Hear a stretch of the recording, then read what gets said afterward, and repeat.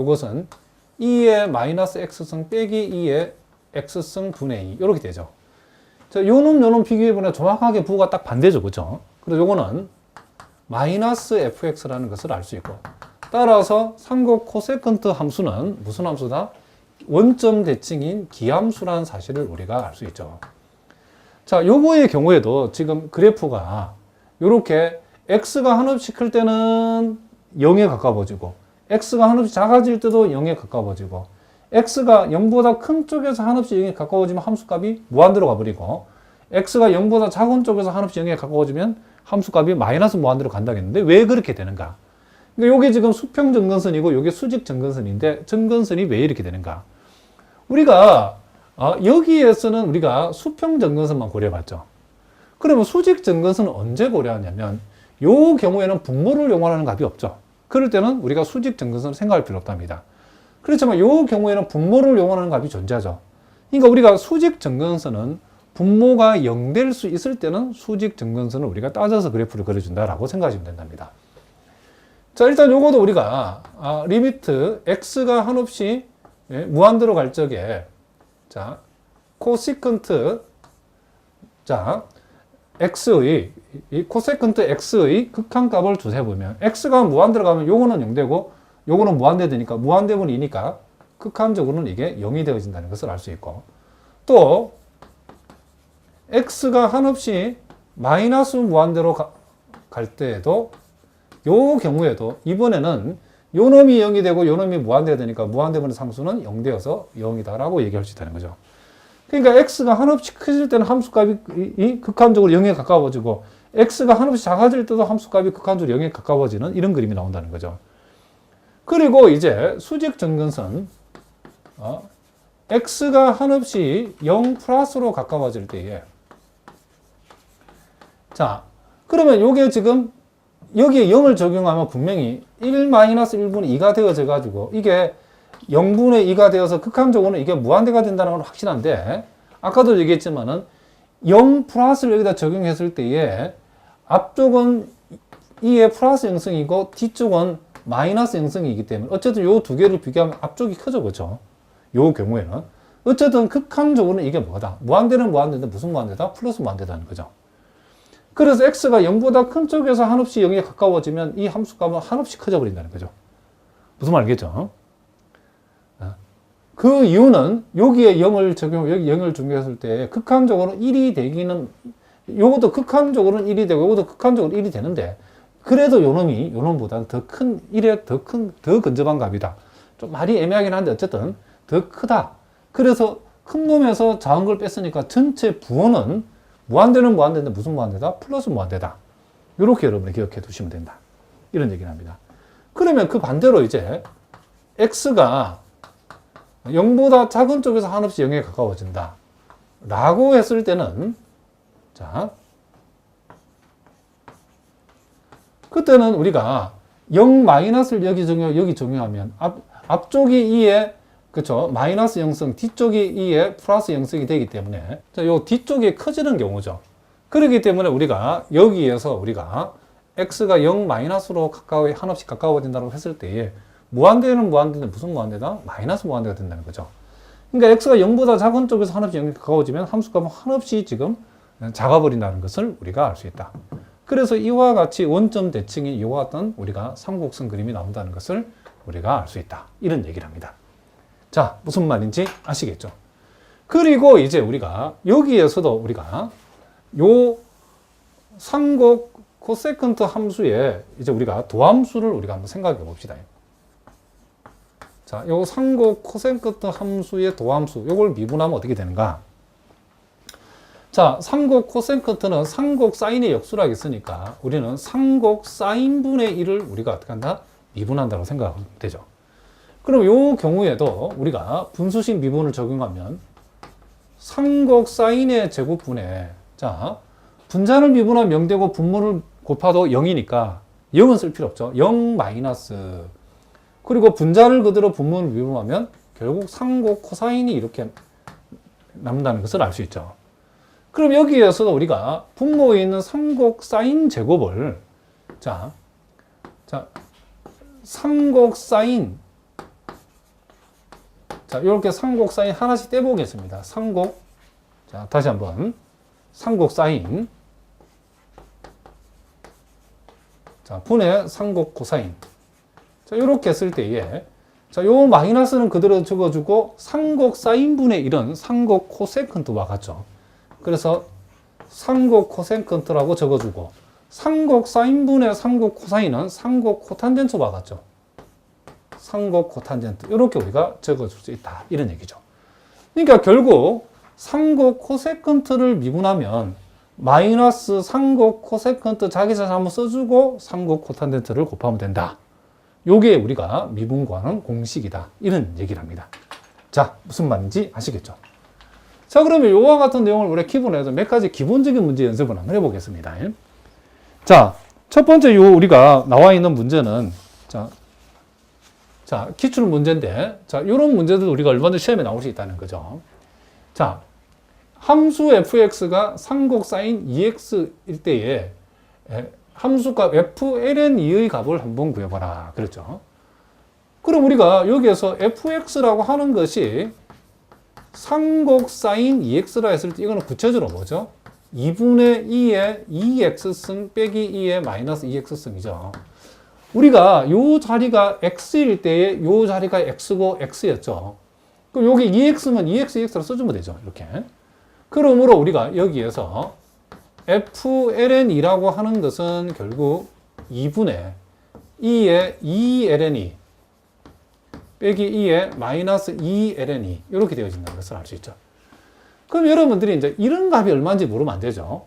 우리가 2의 2ln이라고 했을 때에 요 진수의 이 로그 앞에 곱한 값은 진수의 지수로 올라가니까 이렇게 되죠. 그럼 요 로그의 밑이 2니까 이 전체 값은 2의 제곱, 즉 4가 된다는 것을 알 수 있죠.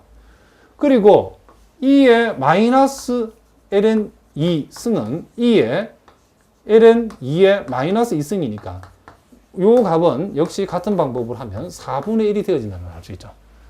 그러므로 우리는 이것을 적어보면 2분의 4 마이너스 4분의 1이고 분모 분자에 4를 곱하면 8분의 16에서 1 빼면 뭐죠? 15죠. 그래서 우리가 계산하고자 하는 값은 8분의 15가 되어진다는 것을 우리가 알 수 있다. 자, 뭐라고요? 8분의 15가 우리가 구하고자 하는 값이다. 자, 이런 얘기죠. 그러니까 요거는 우리가 상곡 사인의 정의만 알면 그냥 풀 수 있는 그런 문제랍니다. 자, 무슨 말 알겠죠? 그 다음에 이제 우리가 또 두 번째 문제를 살펴보면, 자, 상곡 코사인 lnx에서 자, 3에서의 미분계수가 f'3을 계산해 보라 하겠죠. 그럼 여기서 우리가 일단 f'x를 구해야 되는데, 자, 우리가 알고 있기로 상곡 코사인, 우리가 상곡 코사인 x를 미분하라고 하면 이건 상곡 사인 x가 된다라고 했죠. 그런데 여기서는 요 x 자리에 lnx가 왔다는 거죠. 그럼 일단 x 자리에 지금 lnx가 왔으니까 일단은 상곡 사인 lnx라고 써주고 우리가 x라고 취급한 lnx만큼을 다시 미분한 결과, 즉 x분의 1이죠. 이걸 곱해주면 된다. 이런 얘기를 합니다. 자, 무슨 말 알겠죠?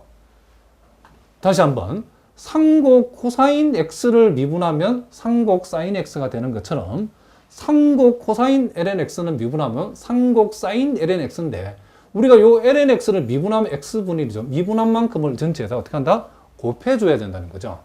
그러므로 우리가 구하고자 하는 f'3이라고 하는 것은 자, 지금 상곡 사인 ln3 곱하기 지금 3분의 1인데 그럼 요게 어떻게 되는가? 그럼 이건 우리가 상곡 사인 x라고 하는 것이 그 정의가 2분의 2의 x승 빼기 2의 마이너스 x승이기 때문에 자, 그걸 우리가 여기 적용하면 자, 3분의 1을 먼저 적어주겠습니다. 3분의 1 먼저 요거는 뭐냐?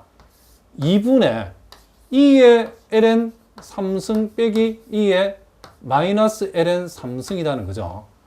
그러면 여기 우리가 분모는 이제 6이 되어지고 2의 ln 3은 3이죠. 2의 마이너스 ln 3은 뭐가 되죠? 이건 3분의 1이라는 거죠. 그래서 분모 분자에 우리가 3을 곱해버리면 18분의 9에서 1 빼면 8이죠. 그래서 우리가 구하고자 하는 값은 뭐가 된다? 2로 나눠버리면 9분의 4가 되어진다는 것을 우리가 알 수 있다. 이런 얘기를 합니다. 자, 무슨 말이겠죠?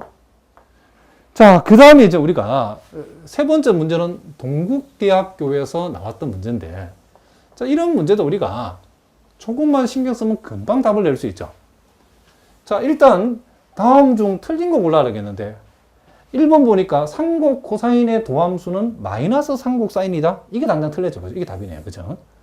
상곡 코사인은 미분했을 때에 마이너스 상곡 사인이 아니고 플러스 상곡 사인이죠. 자, 무슨 말이죠? 당연한 얘기인데 이게 틀려버렸죠. 그죠? 그 다음에 나머지도 우리가 좀 중요하니까 하나씩 우리 살펴보겠습니다.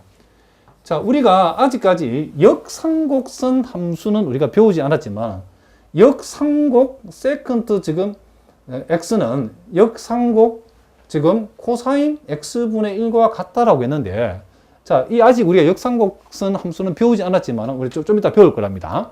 간단하니까 여기서 바로 한번 해보겠습니다. 일단 우리가 역상곡 세컨트 x를 우리가 이렇게 표현하는데, 역상곡 세컨트 x를 요놈을 우리가 편의상 p라고 한번 두겠습니다. 그러면 우리가 역함수라고 하는 것은 결국 요 p하고 x하고 위치를 바꿔버리면, 자, 상곡 세컨트 p는 x다라고 이렇게 얘기할 수 있겠죠. 그리고 여기에서 우리가 양변을 역수치하면, 자, 상곡 세컨트는 역수치하면 상곡 코사인이죠.